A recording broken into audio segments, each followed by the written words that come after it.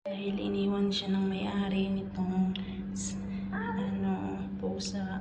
Wawa naman, wala magpakain kaya pinakain natin guys. Nilagyan din natin ng tubig. Hindi man niya naintindihan yung salita ko. Pero pag Arabikin mo, maintindihan niya. Yala akil inti. Joan? Yala akil. Mashallah.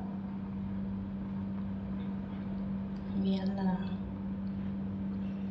مسكينة هذا سنورة مسكين يلا اشرب مي هذه مي ها مي شوفي تبين هذه ها شوفي مي تبين البدل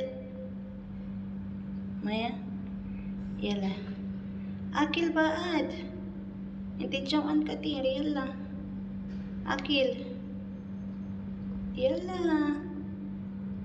Tingnan nyo guys, kakain siya pag Arabic mong kinakausap, pero pag Tagalog walang response. Yala ha? Ana rufok. Bas ana jib akil inti, okay? Masalama. Sanura. Masalam. Shupi ana suway. Shupi ana suway.